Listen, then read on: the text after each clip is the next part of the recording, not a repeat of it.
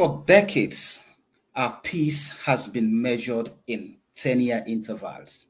A decade of green, a decade of red. A cycle of victory and of vengeance.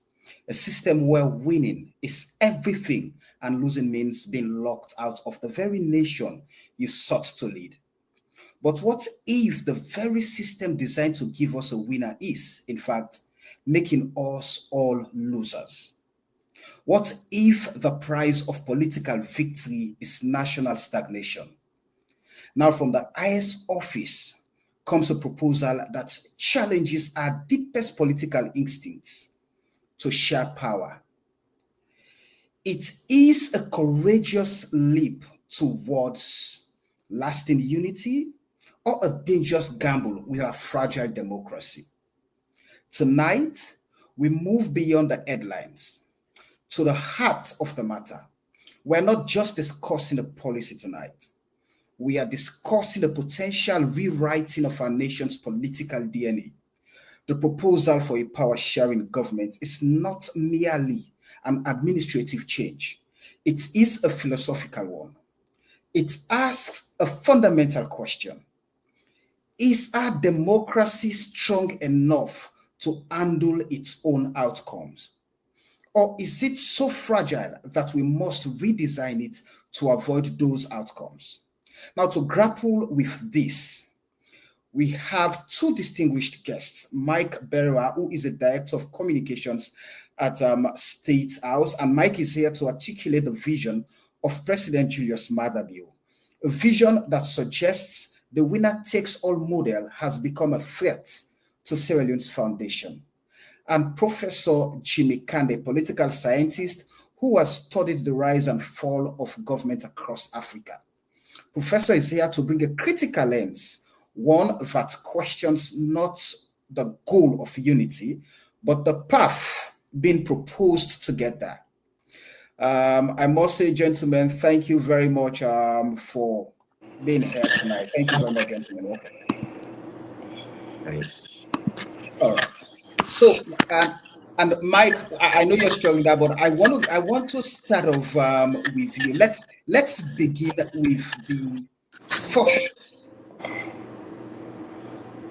often proposed by those who have lost an election. I mean, across, not by those who have just won like the SLPP. Now, critics will immediately say this is less about national cohesion and more about political management, a way to placate, one would say, the frustrated opposition and avoid the hard, messy work of genuine democratic contestation. So the question is, how do you answer the charge that this is born not out of patriotism, but of political expediency? Mike. Well, good afternoon from my side here in Seattle, Washington. Thank you very much, Professor. It's a pleasure meeting you. I've been seeing you online and articulating, and I know you're very nationalistic about your home, and people like you need you in the political discourse. For me, wise, I want for the talking. Go ahead, it's fine. Because we communicate so people then directly, and go ahead, it's fine. People really understand what's this about. And to be very sincere with you, I get it, right? It's difficult to argue to say why now, when they talk about power sharing, and in fact that's what the political pundits and our opposition parties are using. They are out there telling their people, say, them and they are no still in the lost elections. I make now and they talk about power sharing. But long not forget to say power sharing, it's not new to Sierra Leone. I mean, 1991, during the Civil War, the Leone Peace Accord, we saw when they brought all the parties to the table, and power sharing was part of the conversation. It was part of the discussion, wherein certain elements of power for the shared towards the able leaders. That didn't come out well. At the end of the day, what will be the expect? But the bigger picture is peace was achieved. They came from the bush. We gave them some power. I think third in command. They were in charge of the mines, so if I can remember, stuff like that. So that didn't go down well. But what I want people to understand is this. When we're talking about power sharing, when President Bio proposed power sharing, he was not just looking at it from a political lens. He wasn't just looking at it from an APC and SLPP. And these people don't understand. It's talking about, although there is not an established framework yet where they look at what exactly the power sharing they're about, still discussions is going right now.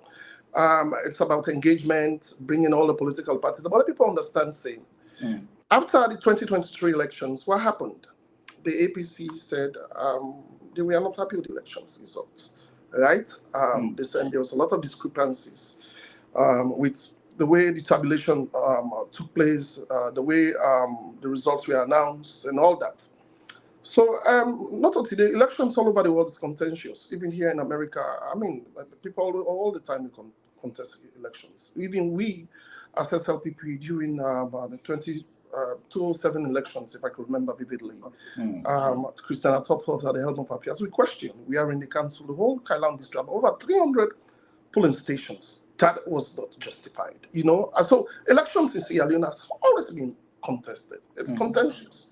So President decides, in his own wisdom, after making consultations, say, you know what? How about we sit down and look at what's going on? Why is it that every time we have elections, there's a political tension? What is going wrong? There's a lot of things that we need to look at. Can we look at how we tabulate? Can we look at how we announce our results? Can we look at how who and who is responsible for what and what? Can we look at how we communicate to people? So it was based on that goodwill, the tripartite committee was formed. The tripartite committee came with the ruling SLPP party, APC, and international communities and comings, all in the interest of it. And don't forget, wise, if President Biono to a good leader, if I don't just decide for just left under the electoral reforms, don't forget, we have that, right? The electoral reforms is there. They can just say, okay, you know what, the electoral reforms committee will take a look at that. But President decided in wisdom, say, let's have the tripartite committee that look at where and what we can make better for subsequent elections. So out of the tripartite, a lot of things that will come out of the tripartite was choosing a electoral system that is, I mean, acceptable to everybody. That's how this thing came in. What they talk about here today. So I just to give a background for people. Right. That's how this came in. Say, okay, let's look at it. So power sharing, president is not just looking at it from a political side. And not they just say, okay, APC no more for if SLPP win, APC man for can work with SLPP. Power sharing, we have to look at it from ethnic lines. We have to look at it from regional lines. We have to look at it from a civil society lines. So it's not just based, president is not just looking at it, say, oh, now between political parties. And not today we don't start that. I mean, even though it's not officially announced as a power sharing, when President Bio, we saw the ministers from other political parties, they were incorporating in government, right? So it doesn't mean that just APC political party demo. Some APC political storeholders might be popular, some are not popular, but there are a lot of good political people within the SLPP government who are not SLPP, who had ministerial positions. And kudos also to President Koroma did the same thing. We saw when President Nkrumah won, a lot of people from PMDC, even though they joined them, other people from other parties came to work with. So let me understand, say, power sharing, not to today start. Right. But why President want to make this like a law in the country? Why he want to law embrace it nationalistically? Because he gets a lot of benefits. Well, I know sometimes Professor we can talk on that. A lot of benefits for that. It will reduce Mike, just before you go on with some of the benefits of apparently why President Mother Bio is proposing the power sharing system, let's go back. You mentioned a couple of presidents have incorporated this power sharing system. So let's go back to former President Ernest Bai Koroma. Former President Ernest Bai Koroma brought in people from the People's Democratic Movement for Change Party, PMDC, because the PMDC at the time supported the APC during the runoff. So it was kind of more of an arrangement that, so, okay, you're supporting me to come to power and my reward to you is to give some of your guys ministerial positions. President Julius Maada Bio also came in and did same. For example, I could still recall the I think she is now the deputy minister. Aissata Abdullahi Kamara from ADP, the Alliance Democratic Party, and that was as a result of our support to the SLPP during the elections and all of that, because there was this deep-rooted feud in her political party, the ADP, when Mohammed Kamarima Mansari was being incarcerated. So that's the model we are looking at, saying, okay, if we have these political parties supporting us, when we win, it is but necessary that we compensate them with some positions. I've also listened to the president making suggestion about even extending the proportional representation to the executive. And I don't know how that is going to pan out. But take us through, really. I know earlier on you mentioned that the framework has not been established, but what's the principle? Well, the principle is also about national cohesion. The principle is about, that's the background, that's the objective, that's the greater picture. It's about working for a better Sierra Leone. Because, let's be fair, you don't live in another country. You've been in the helm of journalism, is astute journalists in that country. You see, say, we problem na salon, not politics. Not for anything, not politics. Even when you see good policies in other governments, the other government are support them. APC will get good. If APC never get good policies, they had good policies. But when we came back, also certain policies, then there were certain people that were in offices, and they killed them policies. Because why? They don't want APC to have the blame, because people are looking at it as APC and SLPP. So, like I said, the framework has not been established. I don't want to speak. I'm speaking from the office of the president specifically. They're still working on the background. A lot of engagement has to be done from different levels, from a legal perspective, from civil society perspective, stakeholders engagement, all that is going on in the background right now, right? So, but what I want people to understand, this is the message I want to pass out there. People, the APC pundits are taking this message. I say APC specifically because not them really they purport this right now. They take a message, say, these people know they are going to lose elections. Now they are proposing power sharing. All right. Maybe, to be very candid enough, Professor can tell me if I'm wrong. But to be very candid enough, I believe so maybe probably we not to be the good messengers and for say that. You get to tell the try for talk. Right.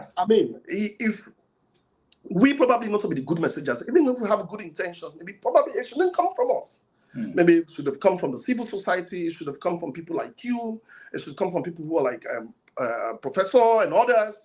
For talk say, well, this country, how long we get, because we don't see how they work now, South Africa, we don't see how they work now, Switzerland, we don't see how they work now, India, we don't see countries with power share, and we are divided on ethnic backgrounds, on political backgrounds, on regional backgrounds.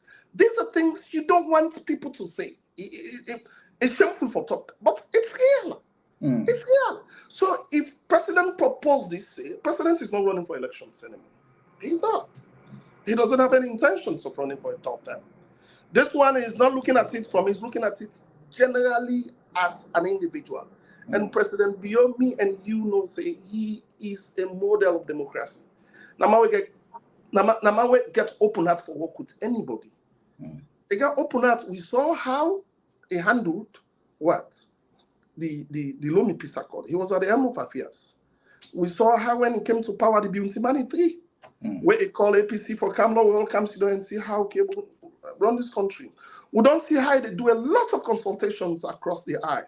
I sit at State House, I will not call names here, but I know a lot of people from the other aisle, political aisle, where President Biode consults, and a lot of national issues then.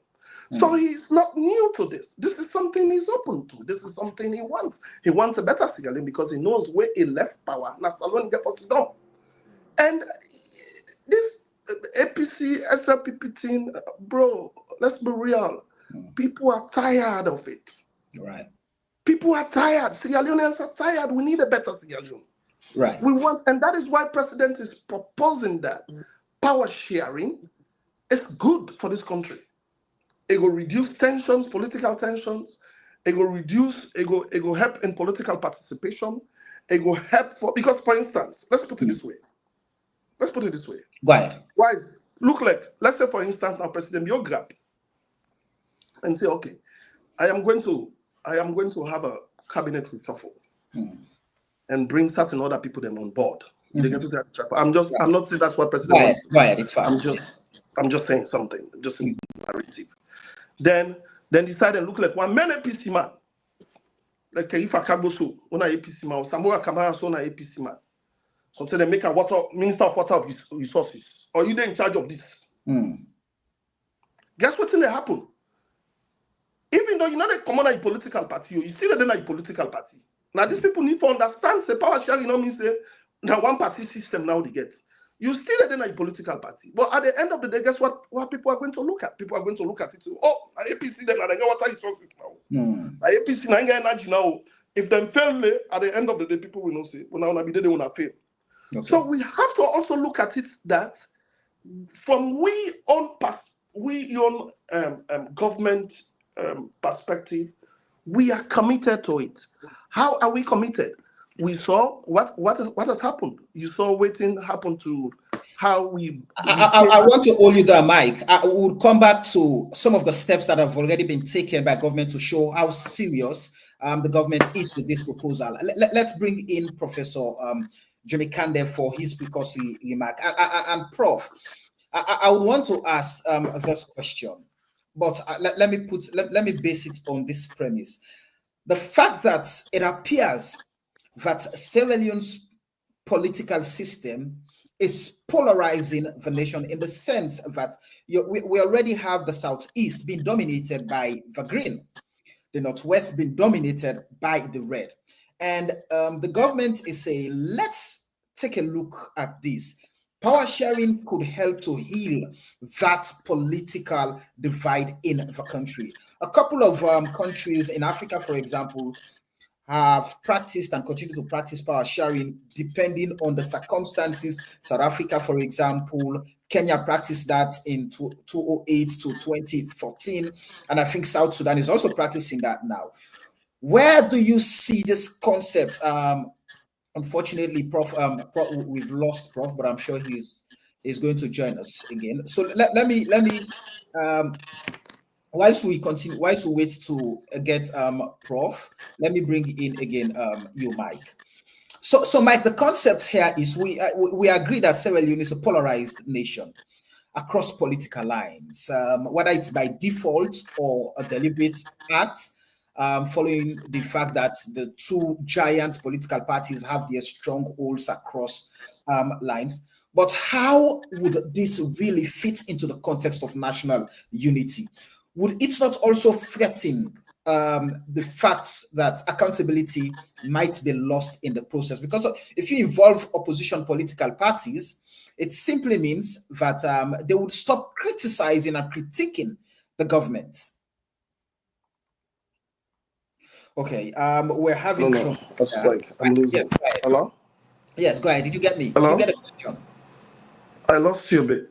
Okay, the question is, how would this fit into the context of accountability? Samuel, yes. If you can hear me, I am. I lost you a bit. I can hear you. I can hear you from my side. You're not getting me? Mike, I'm getting you loud and clear. Maybe you should check your device.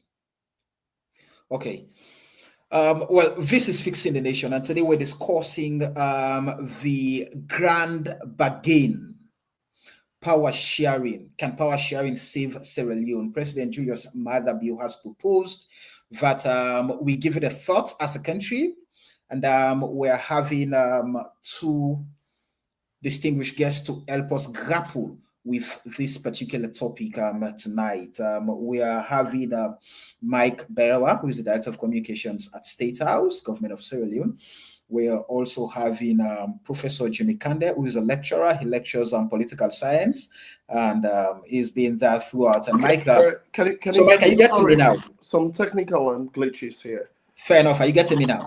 You're loud and clear. Okay. So I was asking about how do we situate this concept with without affecting the issue of accountability? Because when you, for example, you bring in opposition politicians to work in the government, it appears that would narrow the space for effective opposition. Because I mean, what would they oppose? What would they critique? What would they criticize? Well, I don't think so. I really think, in fact, we also have to look at participation here, right? Right. Which is the bigger picture of all this. Yeah. People criticize what they are not part of. People criticize what they feel like they are not contributing. So, in fact, let me tell you, this will also empower a lot of people like you. It's like giving back power to the people. It will empower the civil society more. It will empower other organizations more. And I mean, say, Mr. Wise, nah, only APC for the critical. Because we don't see most times opposition parties them back within the critics. If they call them on a corner, then go talk to them. Then they sit down. We've seen sometimes in parliament where certain things and the ruling parties and the political parties and they see one side. It's about giving power to the people. This is the good thing about this power sharing. It's giving power to the people. It's not. Let's understand is they are not taking you away from your political party. We also have to look at the merits and the demerits. What overweighs each anything in this world, my brother, it gets in your disadvantage. Right. Yeah.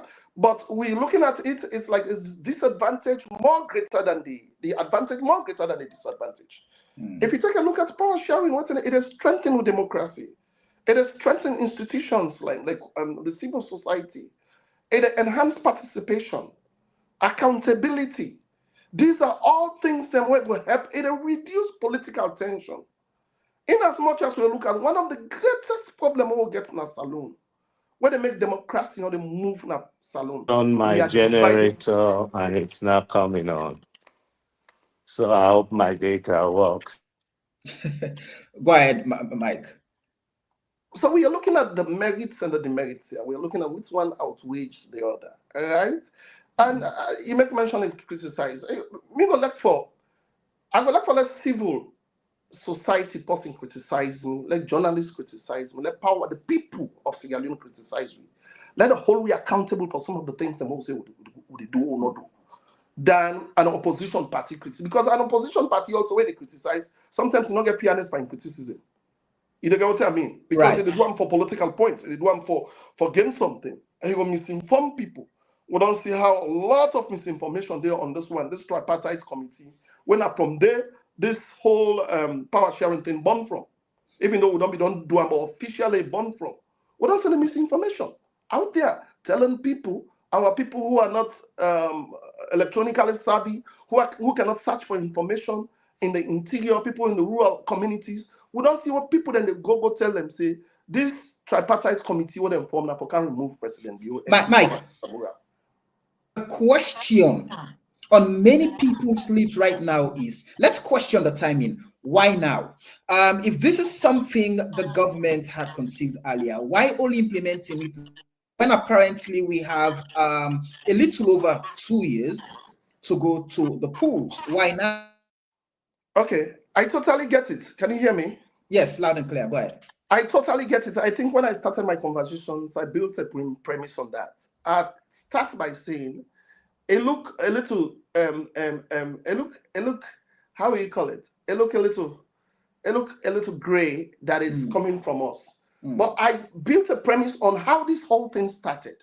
I told you after the elections, APC sat down, they said, yeah, I don't want to participate in governance. Right. Right?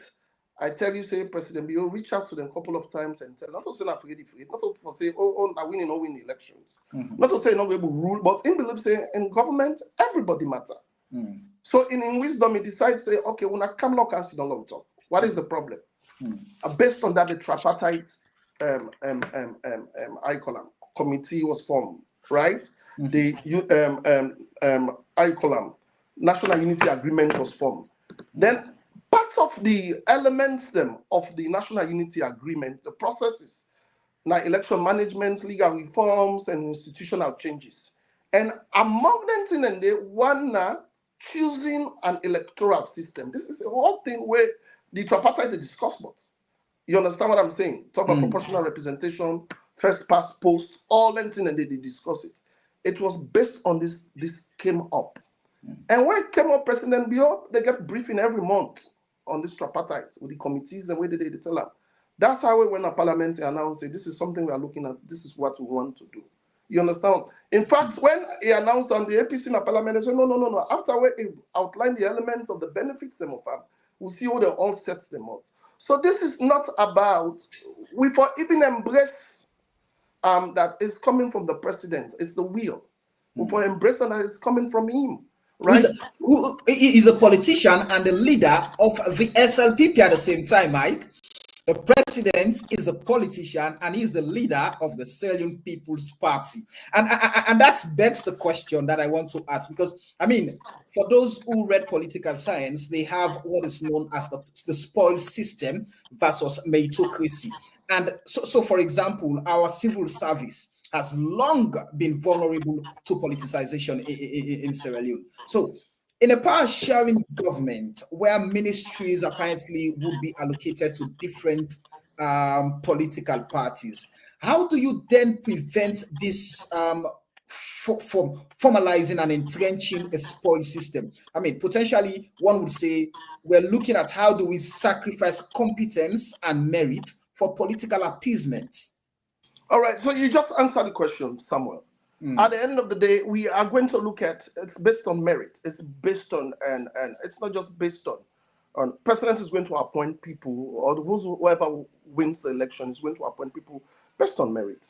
I don't think it's something that they're going to look at your qualifications. They're going to look at your fits the purpose for what you're doing. They are going to look at the benchmarks that has been set for that institution that you are going to work in, right? So this is my take. I am saying again that everything in this world, Samuel, it gets a disadvantage, it gets an advantage. Right. Let we not look at too much of the let not focus on too much on the disadvantages of this. Let not look at too much on waiting if this. Let's look at the positives of it. Right. We've seen how political tensions don't pull that country to go behind. We don't see how lives have been lost because of political affiliations, political tensions in that country. We don't see, say, now this system, hold on, this one system, winners take all system. We don't see, say, our democracy is not thriving the way we want it to thrive. We Okay. don't see other countries, them, we don't practice these power sharing models. We don't see, well, they were not that they not get their own disadvantages. So they also too have their disadvantages. But we've seen how participation is improving. We're seeing how citizens' engagement is enhancing. We're seeing how accountability is improving. So, if we decide that this is what we want to do, what we should Yeah. be doing as a country and as a people, we for engage, Okay. right? Mike, let me hold you there. Let me bring in Professor Jimmy Kande now into the conversation. Unfortunately, Prof has been struggling with Prof. Now you the only person with this salon. Huh? So now you the only person with this salon at this conversation right now. So it's Oh, understandable. is that so? I didn't know that. I'm usually But, out of here, but it's but let's okay. get to it, Prof. I mean, we've the concept we've been practicing over time in Sierra Leone, the winner takes it all. And now the government is proposing a power sharing concept of governance in Sierra Leone. First, is this something that is actually practical, taking a look at the politics and the governance structure of the country? Uh, Hello, Mike. How are you? Hi, I bro. wasn't I wasn't around to listen to much of what you said, but I think I got a gist of what you guys are all about in terms of the power sharing proposal. I think you said something about national cohesion, Right. right? That it's about fostering national cohesion, expanding participation, and providing some kind of stability, particularly given what has happened in the last election. Okay, my take on power sharing relates more to, our experience in Sierra Leone than what has occurred elsewhere, because these many countries have different cultures that are either supportive or not supportive of the kind of power sharing arrangement one might talk about. In Nigeria, power sharing between the federal and the state government essentially was introduced as a way of trying to maintain stability as well as national cohesion, promote national cohesion so that we don't have. But in our own instance, I think one of the pitfalls of an emphasis on national cohesion mm, misses the point. What our country needs most is social cohesion. I'm not saying national cohesion is a bad thing, it's a good thing. We want national integration, we mm, want to be united, and it's up to the politicians to articulate a national imaginary around which everybody can rally, irrespective of region, religion, ethnicity, or what have you. So it really speaks to the failure of these two parties who've been ransomed in our country to come up with a national imaginary mm, that can rally all of us. So social cohesion is about bridging the gap between the elites and the masses. mm, And national cohesion, largely as practiced not just in Sierra Leone, but in much of Africa, is about elite cohesion. Is not about bringing the masses or even capturing their interests or their needs and aspirations in the overall policy framework of those who are calling the shots. It's about a spoils politics. You have two patronage parties who mm, are pretty much in agreement as to what they do when they're in power. There may be some differences at the margins, okay? mm, But then pretty much agreement in what they do when they come to power. So national cohesion, there's a parallel between power sharing and the PR system, which it also, as Mike points out, they also favor. And right. fair to them, PR systems have worked elsewhere. But Mm, I wish we had studied the system in Brazil, mm, where but not even getting there. Let me don't kind of side sidestep the point here right. about power sharing. What it does is concentrates power in the hands of the elites.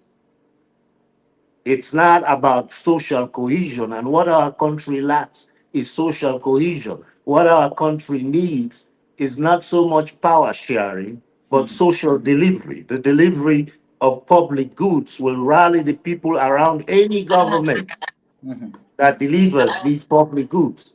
Power sharing is not going to improve governance. I don't think so. Power sharing is not going to deliver good healthcare, a good educational system, or provide clean drinking water, all of the basics that the people so are so much in dire need of. And what the focus should be is on providing those basics.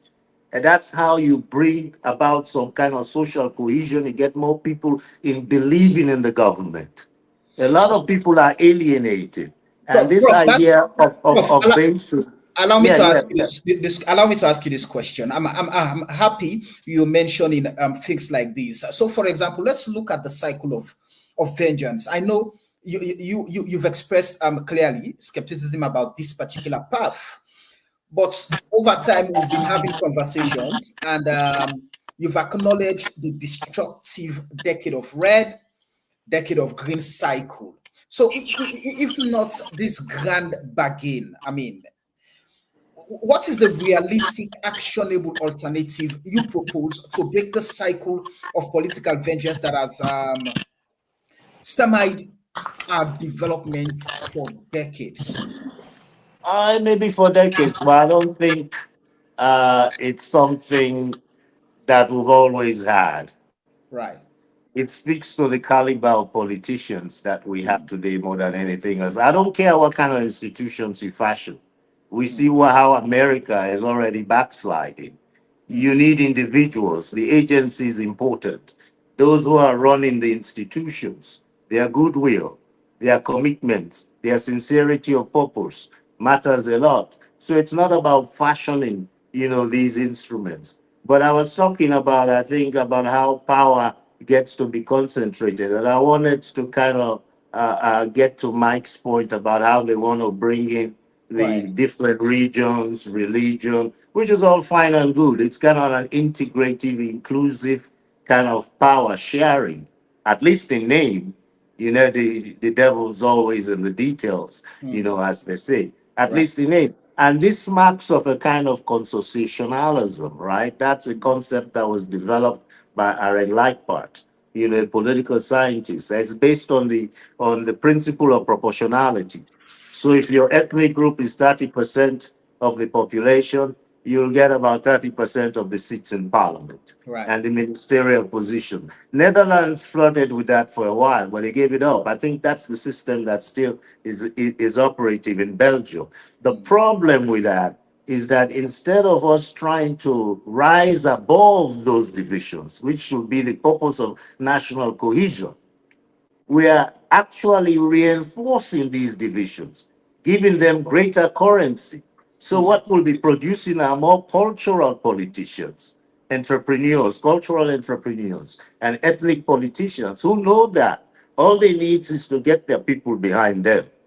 It doesn't even matter if they serve their interest when they get in. So that is only going to expand, that gap between the political class, and the masses. The same thing with proportional representation. You get rid of that connection between the constituent and their representative because it's only the big wigs in the party that now decide who the candidates are, who the MPs are. In the Brazilian system that are alluded to, Right. what they do is that you vote, if you have two ballots in each district. One ballot you vote for your party, and the party that wins that district, the candidate representing that district is not chosen by the party because the second ballot by the electors chooses among a list of candidates that the party presents to them who should represent the party that they have voted for. But Right. in our own case, the party decides, who that candidate is. So it's cutting them off, disconnecting them, these MPs from their constituents because their loyalty, their accountability is now to the party, Right. not to their constituents. And that is anti democratic. That form of PR, even though there are elements of it based on proportionality that will distribute seats proportionally.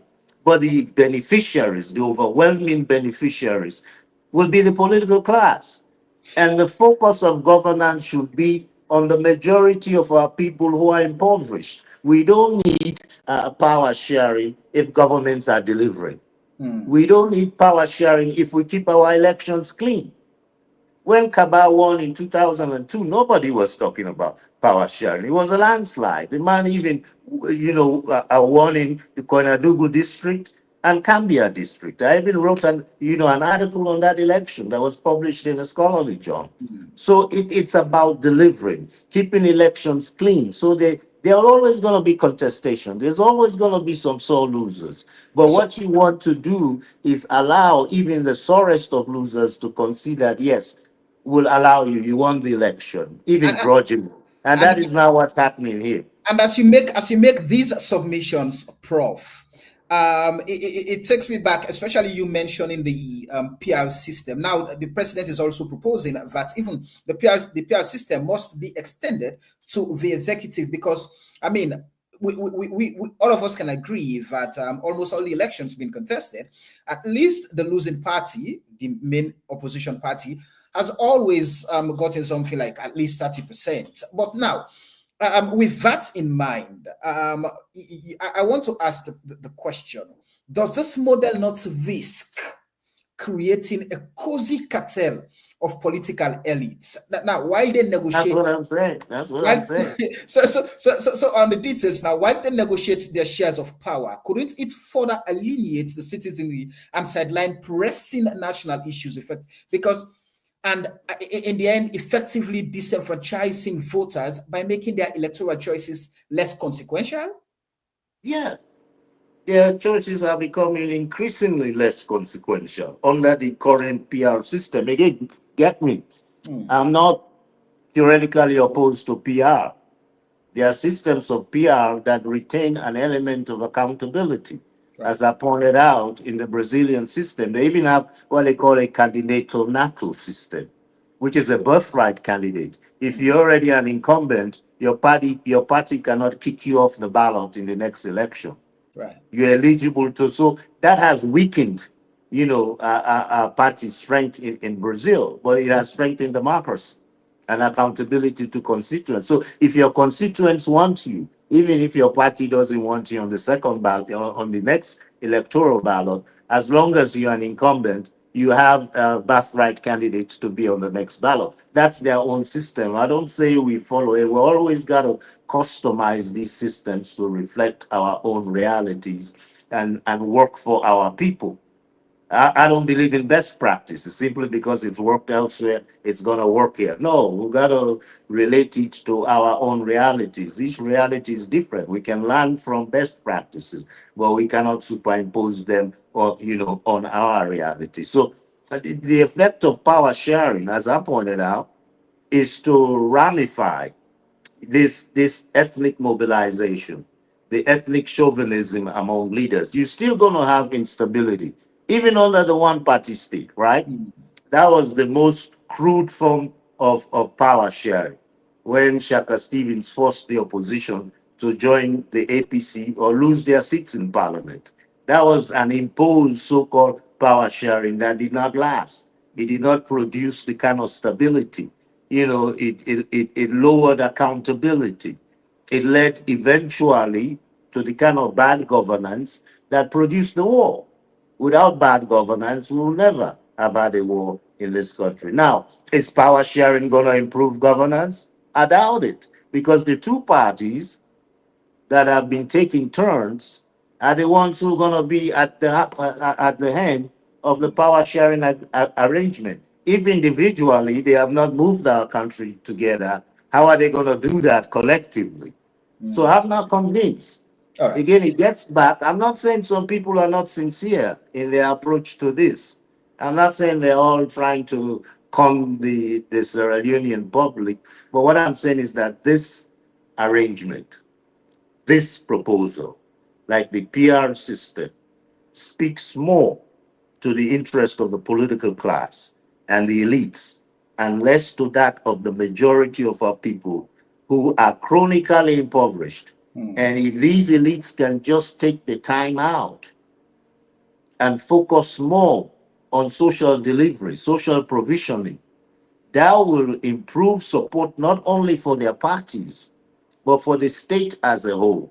Okay. Strengthen, and so forth. But again, I don't want to belabor the point. We'll get back to some of these issues. Right. Let me quickly ask Mike. Mike, I'm So, happy Prof mentioned the devil in the details. And the question that I would put to you on that. So beyond this grand philosophy, what is the practical mechanism for resolving what I would want to refer to as irreconcilable policy disagreement? So, for example, if the SLPP appointed Minister of Finance and the APC appointed Minister of Trade have fundamentally And some different background. visions for the economy, who breaks the tie? Does this well, not simply move political conflict from the campaign trail into the cabinet room? like I said, I'm happy. Prof make mention of something that we also have to take into context. Yeah, Okay. he spoke about situations, countries that have applied or practiced this power sharing. Their context is different from Sierra Leone.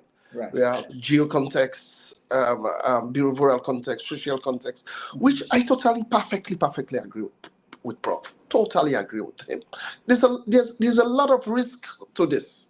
Mm. No one is saying it's a perfect way to go. There's a lot of risk to this. Political patronage, that's also a risk to it. Right. The sustainability issues, it's also something we have to take into context. It's a risk to it. But my point I'm saying, Prof mentioned that there's a lot of things we have not improved on as a country. Yeah, it's like we still lack in a lot of areas we need to work on. Healthcare, education, our people are impoverished. Try to lift them up from poverty.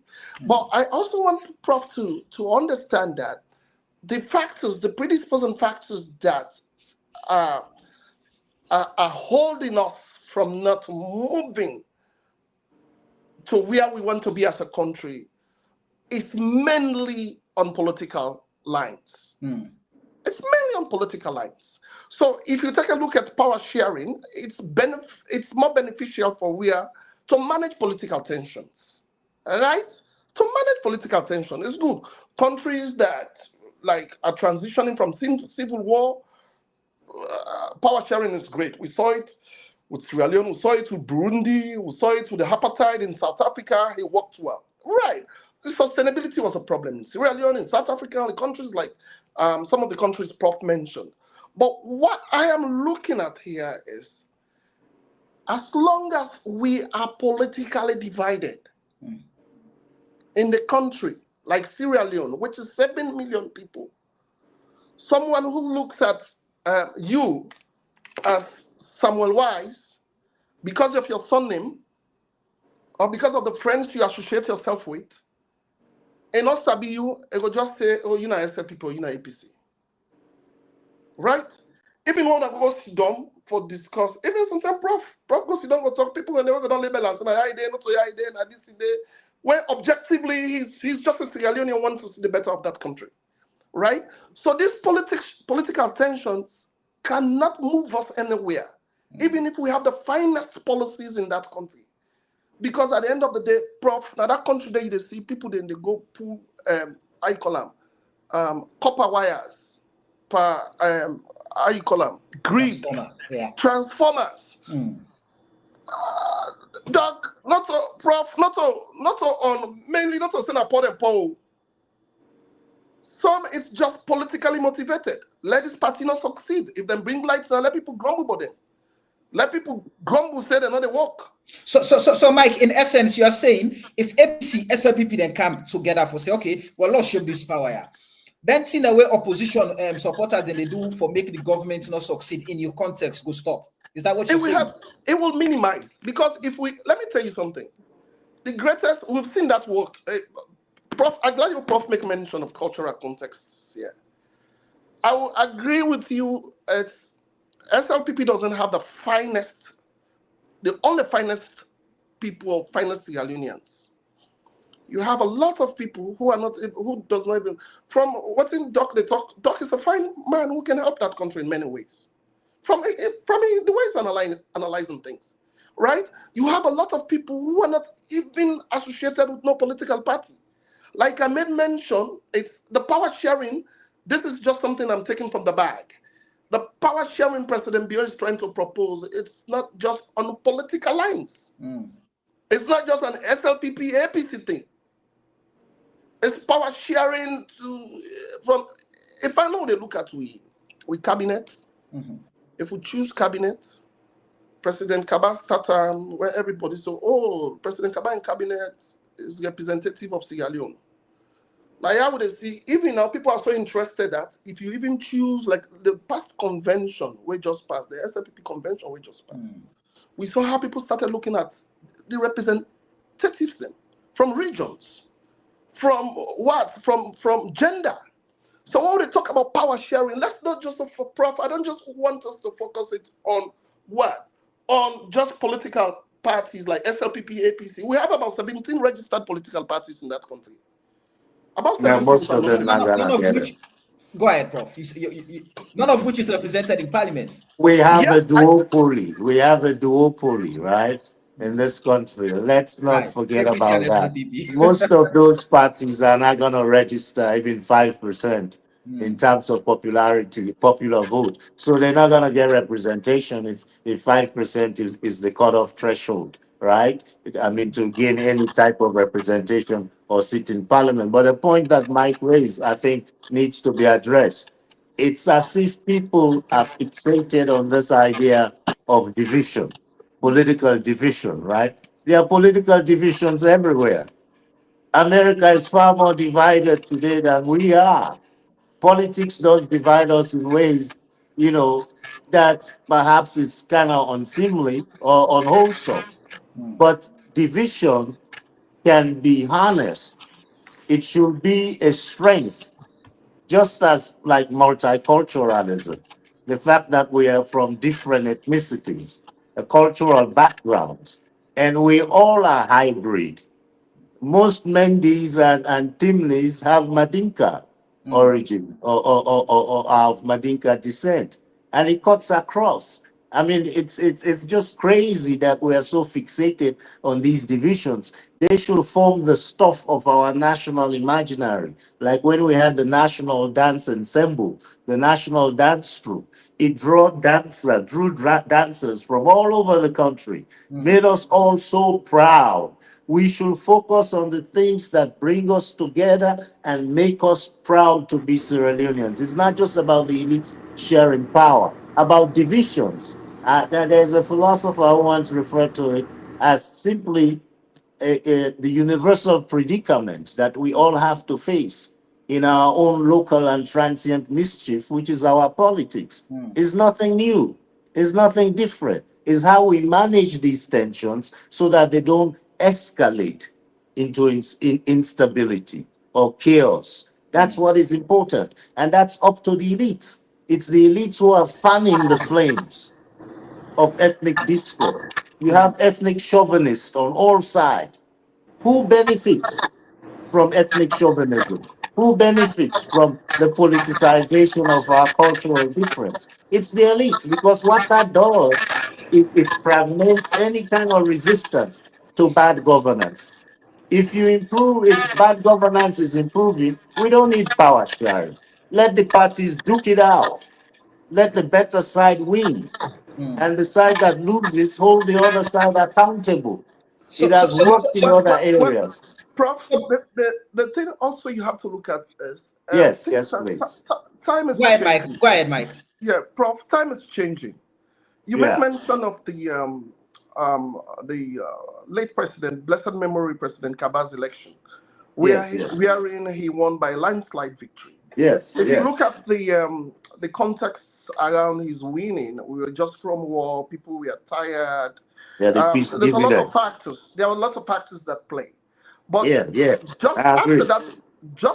that, elections, Prof, subsequent elections, we don't Became see more divisive. a more competitive, all right? I mean, there's no way, Prof, you go say if SRPP win by 6% and APC lost by less than 6%, They then lose. you go say that party not for participate in governance at the highest level. I mean, let's look at it this way, right? You say in every shape or form, from all indicators, democracy is thriving in Sierra Leone. I mean, we are not where we used to be.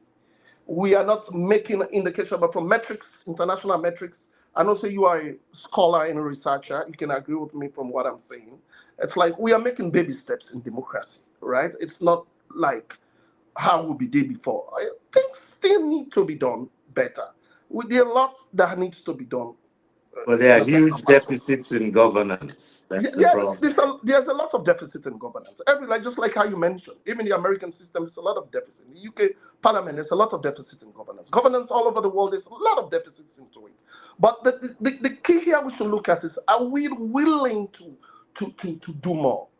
And we can only do better if we all work together. That is a bigger picture President Bureau is looking at. We can do better if, like, people like you coming on board. It's not just you. I think you're just focused only on the two elite political parties. That they are the No. ones who are going to benefit more from this. Let me ask I you this said question. political class. Political class is not reducible to two political So who do parties. you define as They include civil servants as well. Okay, a political class? The Mike, let me ask you this beneficiaries. question. Oh, Let me not allow you usurp my powers to be asking the questions. Yeah. Okay. Let me ask you this question quickly, Mike. A core principle, of democracy is that losers wait for the next election. That's very core in the heart of democracy for many advocates around democracy. Now, aren't you in effect rewarding a party that many believe attempted, for example, let's say if this is going to be implemented in this remaining tenure of President Julius Maada Bio, are you not trying to legitimate, for example, I'm trying to. The APC is saying you, as a party, the SLPP, did not win the 2023 elections. Now, coming with this suggestion at this time, does that not give them some legitimacy? I mean, does this not set a dangerous precedent that disruption and are the most effective paths to gaining power and not winning votes? Well, it's that is why we are all important in this discourse. Yeah, it's like I said at the start of my premise. I said probably not so we for don't come with her, not so we for don't come then talk there. Yeah, maybe you for don't let Angie, for don't do a better engagement, the civil society, the journalists, other people them way, apolitical, maybe get them together, do more stakeholders engagement into all this before. But I mean, also bad again, it's a bold vision, right? It's bold that the president bring this up. This is what I want to do. This is what is good for Sierra Leone. Don't look at them. I mean, don't get consultations from people them. They don't study them before you talk. So my point is this. This is my point again. I think I am stressing more of this. Let's look at Sierra Leone, just like how Prof said, like the geopolitical context into all this. Let's look at Sierra Leone. There is no way we can shy away that political tensions not only stifle economic development of that country. In so many ways. Right. In so many ways, Doc. Prof, in so many ways, Prof, there are people we have, and this is not, I'm not just saying this because of I'm SLPP. It goes in both ways.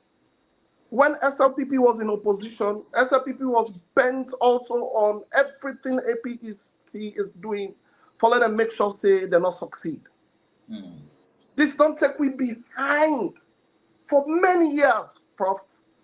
There is no way. I know how you're looking at it. You're looking at it from what? From a research point of view. You're looking at it from the merits and demerits. You're looking at it from a more informed context, which I totally respect and I'm learning from. But my point is, looking at Sierra Leone as a whole, most of the politicians in that country, as long as they are not part of a process, as long as they don't belong part of it, they will destroy it. They have the powers to destroy it. Our country, when you take a look at the illiteracy level rate in that country, Doc, Prof, it is 3 out of 5 people cannot read and write. It was on that pretext President Bill said the free quality education and the flagship program. So a lot of people are misinformed. A lot of people don't even know what is happening in that country. A lot of people, when they see say this is APC, is SLPP, that person, whatever thing that person tells them is what they will do and they believe in. So there is no way we can work as a country. It is when you even take a look at power sharing, you go to our local councils, the formation of local councils at district level. It's just a similar thing like that. It's like taking power back to the people, right? So there is no way. If I want to go to Prof, if I want to go to, I will have all the fine democracy policies on paper. If I want to go to McKinney today to talk to the people in McKinney about what President Bio is doing, the policies that President Bio has for them in McKinney, the hospital that President Bio is rehabilitating in McKinney, the free quality education, the access to education for them in McKinney. Prof, even if I am the one who has all the ideas, the better person to articulate that to the people of McKinney, they will not listen to me. They will not even believe me. This is a fact. Right. They will rather believe their own son of the soil. Gentlemen, we have to bring in our followers. We have to take some messages. But just before I do so, Prof, let me ask you this question. And it has to do with the do nothing scenario. I mean, as I put it. So what is the realistic forecast for, I mean, you talked about the socio-political stability. What would you consider to be the realistic forecast for Sierra Leone's socio-political stability if we simply maintain the status quo, winner take all system? Are we facing an inevitable decline into deeper polarization and potential conflict, for example, making a radical solution like this a necessary risk?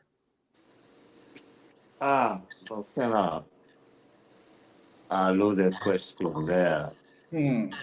But let me respond first to a few points that Mike raised. I Go think ahead. that I want responding to, then I'll kind of get back to your point. I think Mike said that the main problems that are holding us back in Sierra Leone Hmm. in the contemporary period are political. There are political tensions. You know, there are some people who are inclined to sabotage the incumbent government because it's not theirs. I've witnessed some of them, myself, because they don't want an incumbent government to claim credit of any for anything. But Hmm. those can be managed. I think political tensions are everywhere. Our country is no more polarized than Nigeria. They having problems managing their own too. They have their kind of power sharing arrangements among parties and what alternating and so forth. Whether that is providing good governance is another question altogether. But I think what is really holding our country back are not these political tensions. There will be less insecurity if there is less corruption. Corruption is what is holding us back. Predatory governance is what is holding us back. The political tensions arise from that partly. They arise from ethnicity, every group or leader trying to have a grab of their own, and so forth. And what corruption does, it incubates both poverty and insecurity. So security and and poverty are intertwined because what incubates both of them, what fosters both of them, is the corruption that is so rampant. We have an anti-corruption commission. Let me give you an example. On a bad week, I get pulled over by the police like 4 or 5 times. 4 or 5 times just to shake me down, hiding behind their uniform to extort, ordinary motorists. What is the ACC doing? They should be working with the police because those who are enforcers of the law are seen as the major lawbreakers. Hmm. I'm not even going to the top, but that is visible. Right. People see it every day. How are you going to enforce law and order? How are you going to end corruption when it permeates everywhere? And people don't hide it anymore. People get rewarded for it. And that is what is creating the anger, the sense of alienation, not Hmm. so much among elites, but among the masses. And I think the elites have more to fear about this sense of alienation that is growing among ordinary people, ordinary folk, than among themselves. Because within the political class, basically it's a clash Hmm. over, getting the spoils of the bag. Getting back to your question, Right. if you could just refresh my memory. The issue about the do nothing scenario. I mean, what would you consider to be a realistic focus of Sierra Leone's socio-political stability if we do not, I mean, if we decide to go with the status quo, the winner take it all system, are we not simply saying we are facing an inevitable decline in into the deeper polarization that Mike was talking about and potential conflict? But I Or, think I mean, is a radical solution like this a necessary risk? yeah, the way forward is to strengthen the fragile institutions that we have, not to cripple them any more further. Strengthen the judiciary, improve its autonomy. The legislature should not be a rubber stamp. We have the ACC that can be strengthened. The accountability mechanisms don't work. You had the Auditor General, Lara Telopias and Tamba Momo, their assistant. They were doing a heck of a job. They held the EBK government's feet to the fire and started doing the same before they were summarily dismissed. How does that promote democracy? How does that foster accountability? And that is what we need. What can improve good governance? I mentioned social delivery. That can improve good governance, but accountability does. Mm. Transparency does. There are many things that could be done, but it starts with the incumbent government to set the right example. You can't be dishing out, offices like, they are candies, to your supporters. And even those who are non-performing are retained because of the patron-client system. So you need to have, the leadership take responsibility, take Right. their job. That sincerity of purpose is what has been lacking. Some may have it, but the implementation of it is another issue altogether. But it starts with every incumbent government. Government performance can promote, national cohesion Right. because you believe in the government. The government is doing something for you. Has built a referral hospital. Nobody has to go to Ghana anymore. Just an example, for instance, of what can be done. And praises will be accorded to the government that I don't care what government provides them, as long as they are provided. Hmm. And if they, end up, getting the political windfall, then so be. But I think what we need is a competitive system, Right. not a unigol. Or one time in Ghana, and that turned out to be a disaster under Ignatius Achempo. We said Okay, we've lost Prof there. I hope he joins us again. But Mike continues to stay there. Let me just run through some messages quickly. Many people have been sending in their thoughts, and I think it is about respectful that we bring them in. Prof is not here, but let's see. Let's quickly run through some of messages. Now, so we have from well, greetings to you too, Muhammad Oman Bangura. Our mutual friend is here, Mike. Your cohesion Honorable Minister, comes how are you? about as yes, a result of policies that aim at emancipating our people, and that emancipation will coincide with better governance right. and less tension. Stay So there we with are us, focusing Prof. on the wrong thing. We are too over focused on the elites. They are causing the problems, yes, so we got to focus on them. But Prof, their let's solutions are not the right ones. stay with us, Prof. Let's run through some messages quickly. Moses Mokonte Jr. is saying, great topic, timely discussion. We have many messages. I first off need to apologize that time will not permit us to go through all of them. So please, to those of you who've sent in your comments, you would have to forgive us. We would only take few. Fode Suriman Sarin saying, this is the same methods SLPP used in 1963, which ended up with one-party states. Now they have started again, and APC would change it for them. Albert M. Mimo is saying, Samuel, let me tell you something. The power this government is looking for, they want to continue to stay in power, trust me. Okay. Same. Okay, no, I'm not going to read that message. Samuel, the PR system that was used for the 2023 elections was not good for the people of Sierra Leone. The voice of the citizens of Sierra Leone is not heard. Trust me, that from Albert. Fode is saying no safe ground for SLPP. Why President Bio can start about talking? This is okay. That's not too clear, unfortunately. Please, hope you would forgive me. I will take couple of more. If APC come to power and they would kick out the SLPP, just like President Bio kicks off okay, a project just like President Bio kicked out the Mamama City Airport project. That is Tarawali. Jibril Kano is saying, which president Bio are you talking about? Is it the same president who told Sierra Leone on the national television that he works with people he knows and trusts? Is that the same president we're talking about? President Bio and SLPP robbed Sierra Leoneans of a true democracy. In 2018, the people of Sierra Leone voted SLPP to run the country on the executive wing and APC to run the parliamentary wing. What a beauty of beauty. President Bill ruined that from the people. Okay. Why now is a bigger question. That's from Hector Anderson. Kizito Baba is saying, thank you, Samuel.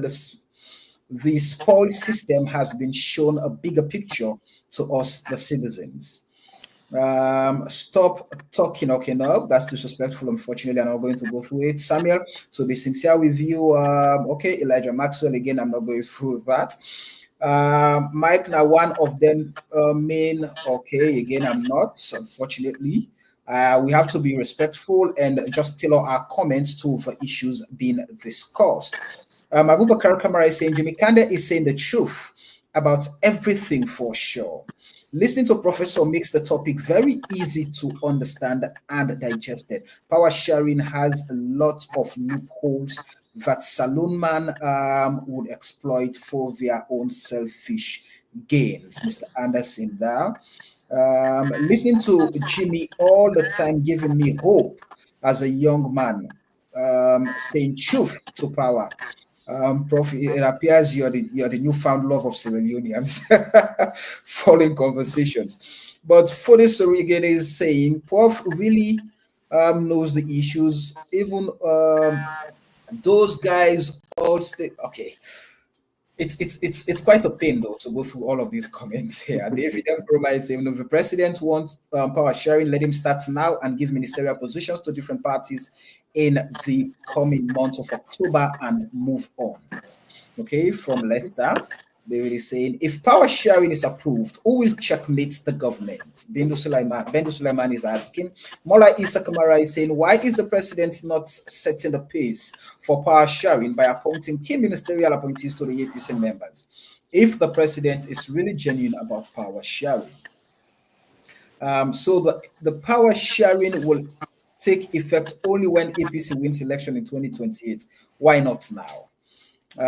When it comes to good, they cannot compare Sierra Leone to other countries, but when bad, they can compare Sierra Leone to those countries. So I'm going to take at most 5 more messages. Guys, you would understand with me. Universal Technical Institute. Sorry, sir, we are more than 7 million people. We are more than 8.5 now, my brother, this country. These two people are more smart, we hope, and pray that Allah see us through. Justin Giajima is saying, can Professor serve as ECSL director in 2028? Prof, you've been asked whether or not you will go head the elections commission. That is Tawali is saying. We don't trust no fraud systems from okay. Mike, the very ones that okay, no.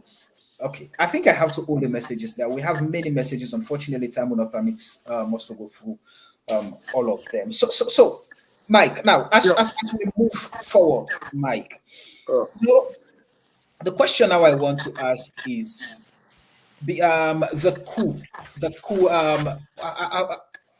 the coup for losers agreements. Should I put it now?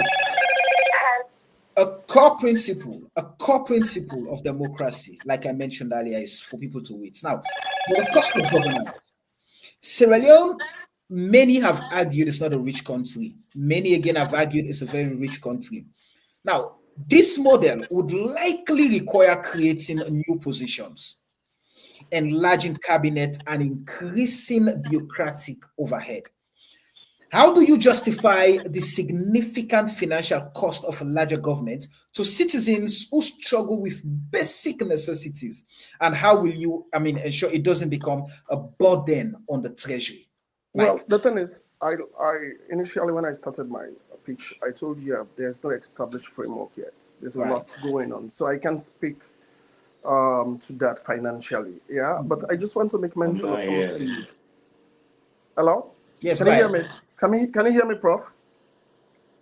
Mike, we're getting you. Go Okay. ahead. So, like I said, you asked. I I'm not cannot. hearing you. You're not getting it, Mike? Prof? Prof, No. are you getting me? No. Yes, but Ah, not Mike. okay. Well, I'm, Hey, I'm getting Prof, can Mike. you hear me? Go ahead, Mike. I'm getting you. I don't know why. Okay. Okay. So, like I said, I cannot peg any financial details Mhm. to that because there is no established framework yet. This is just an initiative with Yeah. regards to what the president wants to do and what we think is good for this country. But let Right. me just speak to a few things, few messages, and few things Doc was saying. Doc was talking Right. about corruption. That one of the things that is pushing this country backward is corruption. Mhm. I agree to some extent, yes. Sierra Leone is not corrupt free, but we are also making gains on corruption.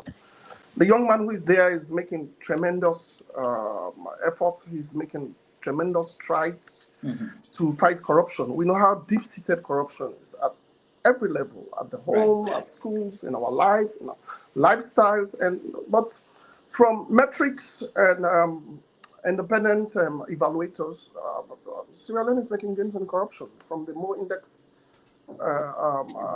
report, Transparency International report, other reputable and authoritative institutions, their report, we are not declining in corruption. Now, corruption is not fashionable in Sierra Leone like how it used to be.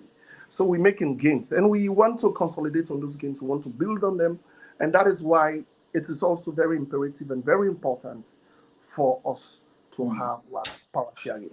The other thing someone make mention was someone, I think someone said, is it the same President Bio that said working with people, he only works with people he knows or something like Yes, that? And yes. He said that how the president said that. well, yes, the president said that. So that means the president don't know people they waiting at the other political party where go work with. President only work with other people than from other political parties. Do you know how many people are directors, people who are heading parastatals in Sierra Leone, who we very well know are members, are patrons of other political parties in that country? But because they are doing well in those ministries, the president is not looking to change them. Well, they focus on power. We just look at ministers. No, we have other people who are drivers of our economy. Right. We get people that when are directors, people that when are head of parastatals. We know them. Sierra Leone is small. We know we all. We know who we all belong. We know these people are head of these parastatals that are very key in moving and shaping our country's economy. The other thing also, the person say is who I think now you asked that question, say who checkmates the government or Yeah, no, is it it's a comment. It's a comment from the followers. Yeah. Who okay? check, I think so you if make you get them, who checkmate? Yeah. yeah, I think we also make mention of that during our conversations. You highlight that power sharing, maybe risk of power sharing, who checks the Yeah. government, and I The make issue of mention say accountability. Right. I made mention say this is why it's imperative and important for us strengthen we institutions, right? Institutions, then power should be given to the people. It's not only opposition parties should be questioning the government, right? Power sharing. Mike, are you there with us? I know the network is always trying to remove. I also suffered from that. Mike, are you there with us?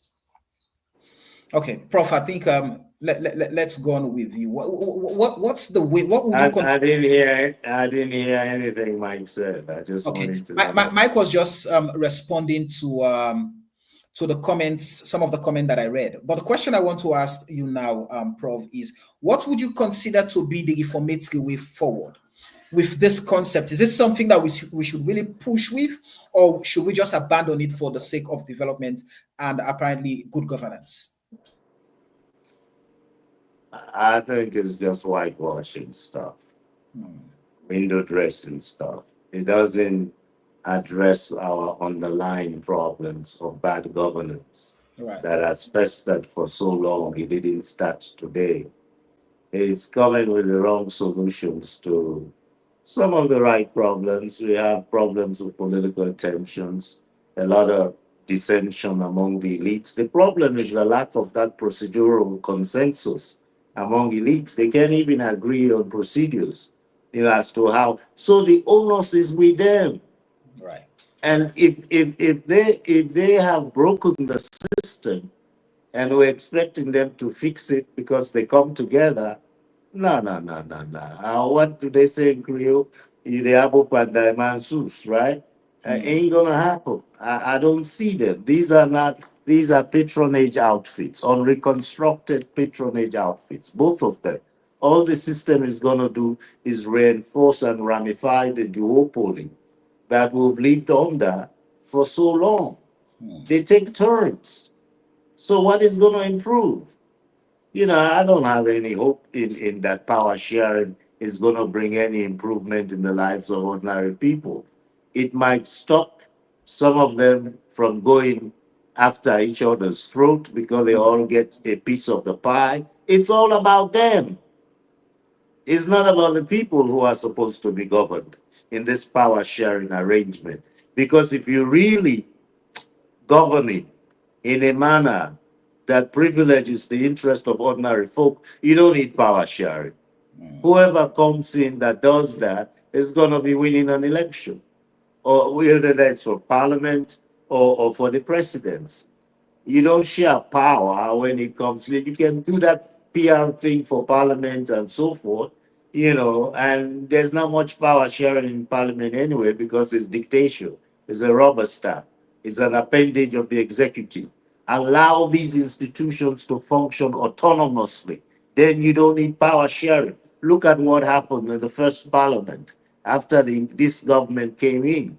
They pretty almost literally frog marched, opposition members out of parliament, through a dubious process of impeachment or by elections or whatever, people losing their seats who were duly elected. And there was this case of this guy in Aberdeen.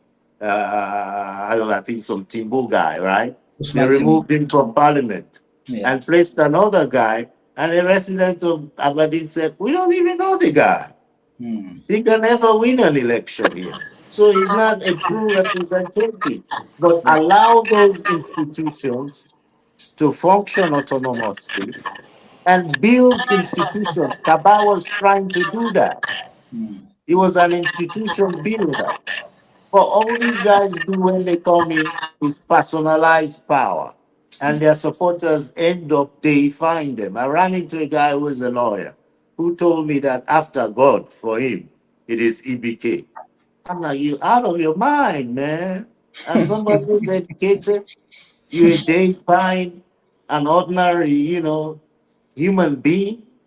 He's no better than you. How can Mm. he be godlike? That just shows, the depth of false consciousness among our people. They're Right. fixated on issues that don't benefit them in terms of their interests or Mm. their aspirations or even addressing their needs. So my whole point is that this whole power sharing thing does not address the three fundamental things that are important as far as ordinary folks are concerned. What are their needs? Mm. What are their interests? What are their aspirations? And if you can get any type of political system or arrangement that addresses those issues, that is what is critical now. It is not about these elites, sharing the spoils of office. Because whenever you hear power sharing, like one caller pointed out, why doesn't the president start appointing other people into the cabinet right now? It's to satisfy the elites. Mm. It's to bring them together. It's about elite cohesion masquerade as national cohesion. Elite cohesion is not national cohesion. National cohesion is when you bring the grassroots from all region. You bring people from all region, irrespective of class or status. You Mm. bring them together under a national imaginary. It is about promoting, not sameness. We can never be the same, Right. but promoting strength out of our diversity by not manipulating our diversity, not allowing opportunistic politicians to manipulate our cultural difference to further their interests. And that Mm. is what is holding us back. It is not, these political tensions are socially rooted. They are Mm. rooted in bad governance. If we have good governance in this country, we can say goodbye to this type of political tensions. We can say goodbye to lawlessness. How can the police enforce law and order when they're out there most of the time shaking down motorists, for bribes, and the ACC does nothing about it? It's bamba ode, if I may use that term. So the issue, the onus, the issue, the responsibility, the blame is with the very people who are now coming up with this talk about power sharing. It All right. is more to conceal their failure Thank than to even respond to the interest of the people. And that's my take. Thank you very much, Professor Jimmy Kande. Quickly, Mike is gone again. Unfortunately, Mike is gone again. But I think we have Mike. Mike, are you there? Unfortunately, Mike is gone. But many thanks to Professor Jimmy Kande from the a political scientist, and Mike Berroa, Director of Communications, State House of Leone. Well, we have reached the end of our time, but this is truly, I think, Mike, we need to get your precursory remark quickly. Mike, we quickly need to get your precursory remark. Mike, are you there? Can you hear me? Yes. Quickly, please. So I think I missed a chunk of some of the things Prof was saying with regards to our discussion because of some technical glitches on my side. But right. Prof make mentioning of grassroots appointing. It's just it's elites. And Prof, how do you think we are going to solve all these problems if we are not working together? How do you think we are going to solve it? How do you think we are going to solve the issue of, because one of the things he keep mentioning, the issue of the police keep harassing him every time they stop him and all that. How do you think we are going to solve a problem of appointing the right people in the police if we are not working together? How do you feel okay for solving? One of the greatest problems we're getting in this country is when one party can have power. I want to Prof understand this. Let's talk about everybody here. Where one party can have power, the people them where they employ, not in party people they employ. Right. It is evident everywhere. Another say even me party system with the SPP. That's what it is. That's what it is.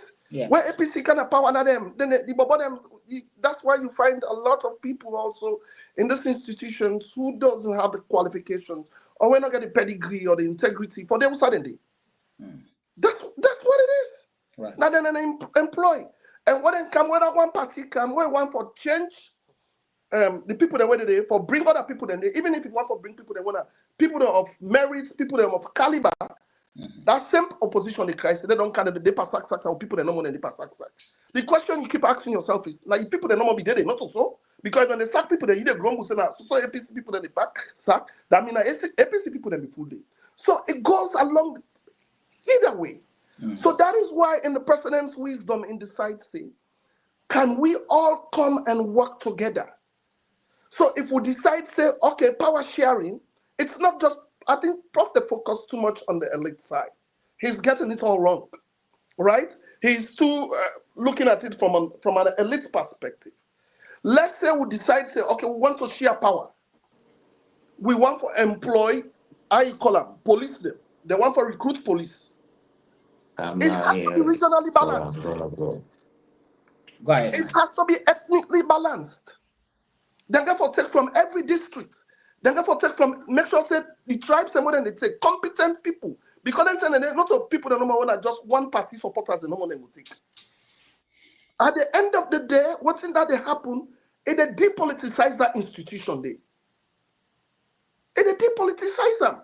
Okay. So let's see Leone and not look at them and say, oh, it's just Mike, quickly, is it possible that the implementation of this proposal would start now under the SLPP, under President Julius Maada Bio? That is totally the president's prerogative. Right. Thank you. It's totally within the president's prerogative. But he's a man of peace. Right. We don't see how he work with people them from other political parties. How he consult with them, how he sits with them. I know a lot of other people them from who are strong people them from not a person from ministers.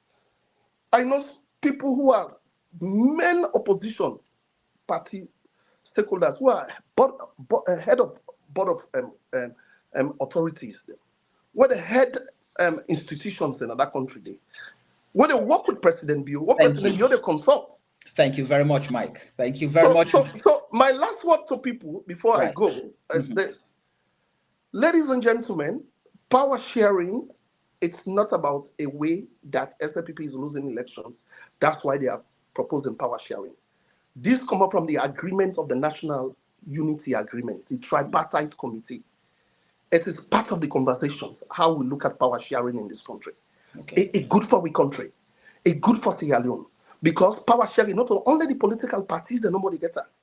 And they go, then they look at region, then they look at tribes, then they look at civil society, then look at people them where not even belong to other parties for share the power with them. All right. Who are them going to check them? People they are journalists, they're going to check them, civil societies, they're going to check them, the judiciary, we're going to check them, we got institutions, they're going to strengthen, we're going to check them, people there. So what when Prof they talk about say power sharing and just for the elite, for the two political parties, then they get he is getting it totally wrong. Thank you very much, Mike. Thank you very much, Mike. Let people understand this. Thank you. Thank you very much, Mike Bewa, Communications Director, State House. We have reached the end of our time, but this is truly just the beginning of this conversation for our nation. Professor Jimmy Kande, Mike Bewa, thank you for a deeply insightful and necessary debate. But before we go, a final thought for our viewers. We have spent almost an hour and a half debating structures and systems, the architecture of power, but perhaps the most important question lies not in the architecture, but in the spirit of those who inhabit it. So will power sharing force our politicians to finally see the citizen in Koina Dugu as equally important as the citizen in Kenema? Or will it simply give them a new, larger table in Freetown at which to divide the spoils? Will it give us a government that is more stable, yet less accountable, more inclusive, yet less decisive? President Julius Maada Bio has thrown a stone into our stagnant political pond. The ripples will touch every one of us. This is not a debate alone. It is a debate for every Sierra Leonean who casts a vote, who runs a business, who hopes for their children a better future.